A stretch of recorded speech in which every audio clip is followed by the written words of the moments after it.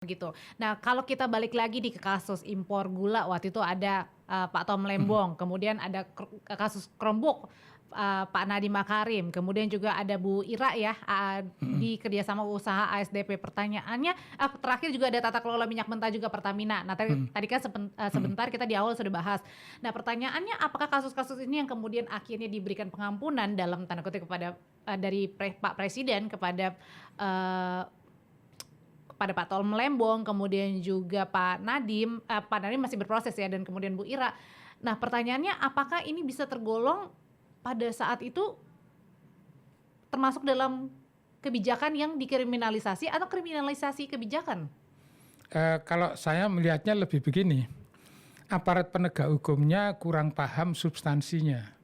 Artinya gini, kalau misalnya yang Bu Ira, aparat penegak hukumnya nggak paham dunia perkapalan. Hmm. Jadi terus dengan persepsi mereka yang seperti itu menuduh ini salah. Terus yang tadi disebut tata kelola perminyakan gitu ya. Oke. Itu juga sama. Perminyakan itu dari ujung ke ujung itu rumit sekali. Terus instalasi atau equipnya juga gede rumit. Artinya gini, kalau mau memahami itu ya harus datang ke lapangan, diskusi dengan orang lapangan, melihat operasinya. Itu baru memahami operation supaya nanti punya judgement yang fair. Oh, ini memang wajar kalau di dunia sini, yang ini enggak gitu kan. Nah, aparat penegak hukum itu sepertinya kurang paham itu. Jadi Berarti persepsinya beda dengan dunia bisnis. ah, Yang impor-impor tadi juga begitu. Chromebook juga begitu. Jadi persepsinya itu beda dengan persepsi dunia yang diperiksa. berarti ini yang Pak Amin mau kritisi adalah soal penyidiknya. Penyidiknya, penuntutnya, juga majelis hakimnya. Oh, gitu. Betul. Memang karena tadi kurang mengerti. Kurang memahami sektor yang diperiksa, yang disidang. Jadi dianggap ketika misalnya ada kebijakan baru atau kebijakan yang berbeda dari sebelumnya, kalau dirasa langsung aja gitu, oh ini kayaknya menyimpang. Bukan, misalnya gini ya, Ah, ah. contoh perkaranya Bu Karen, Oke. yang perkara BMG. Kebetulan saya pelajari yang migas-migas nih. Bagi orang yang paham dunia migas, itu paham bahwa investasi di lapangan migas, kemudian ternyata produksinya tidak seperti yang dulu diprediksikan, sepanjang data-datanya ada, itu wajar.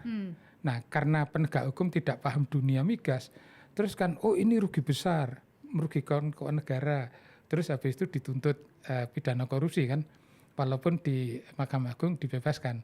Nah, buat saya begini, kalau saya orang hulu migas, paham itu bahwa kejadian ini ruginya gede, ini hal yang wajar. Oke. Tapi yang tidak paham hulu migas, langsung menuduh, wah ini korupsi. Oh, Nah, oke. apakah keputusan yang seperti itu adalah korupsi? Nah, nanti di luar terus timbul pemikiran gini, ini kan di dunia hulu migas sesuatu yang wajar.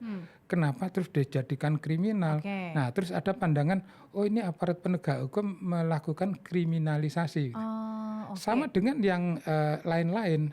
Jadi Padahal mungkin aparatnya yang tidak mengerti ya atau belum. aparatnya yang tidak mengerti.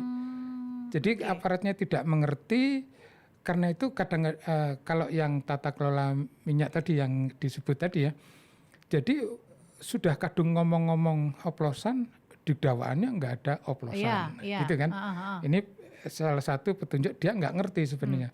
Kemudian juga begini, waktu diperiksa di pengadilan kan mendatangkan saksi ahli, jumlahnya banyak ya. Saksi menjelaskan A, B, C, D, urusan minyak, urusan engineering, teknis lah. Ahli juga menjelaskan gitu. Terus di tuntutannya dilihat ada nggak itu. Nah, kemungkinan besar penuntut umumnya nggak paham, jadi nggak bisa mengcapture penjelasan saksi maupun ahli. Oke. Jadi tuntutannya ya kira-kira yang di dakwaan dikopi gitu. Nah, repotnya nanti begini, kalau majelis hakimnya tidak paham sektor yang dia periksa, penjelasan saksi maupun ahli di ruang sidang ini tidak bisa dimengerti oleh majelis hakim. Nah, kalau tidak dimengerti, nanti majelis hakim akan cenderung, wis pokoknya tuntutannya apa dikopi aja lah gitu. Nah, menurut saya Ditambah atau dikurangi nanti gitu ya ya vonisnya. diubah dikit-dikit gitu kan. Nah, ini yang menjadikan ini dakwaannya kurang bisa dipercaya, tuntutannya kurang dipercaya. Nanti putusannya kalau sudah jadi ya kurang dipercaya juga gitu.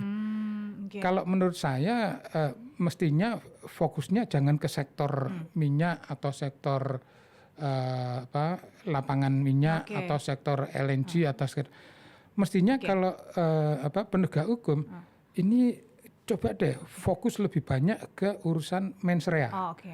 niat jahat.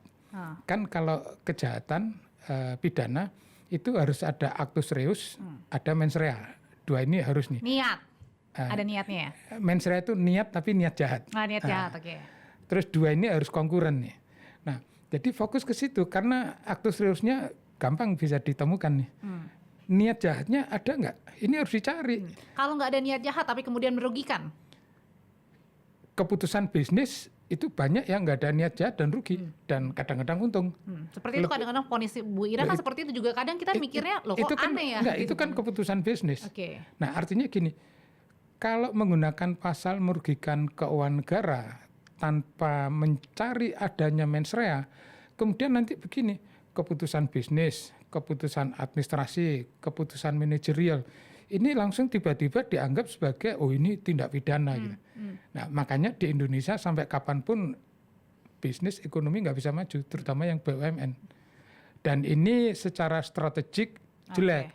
Kalau BUMN nggak tumbuh karena nggak bisa maju karena takut tadi, pertumbuhan ekonomi yang diinginkan Pak Prabowo 8% nggak akan tercapai. Oke. Gara-gara ketakutan. Ketakutannya kenapa? Gara-gara keputusan bisnis, keputusan manajerial, nanti saya masuk keputusan penjara loh. operasi di penjara. Oke. Dipenjarakan Oke. oleh aparat penegak hukum yang tidak paham sektornya. Oke, itu repot ya. Jadi tadi pesannya Pak Amin adalah aparat penegak hukum itu harus mengetahui dulu ya unsur mens rea-nya itu yang paling penting ya. Gini, bukan harus mengetahui, harus mencari Harus mencari. bukti-bukti terdapat mens rea. Oke, asik. Gitu.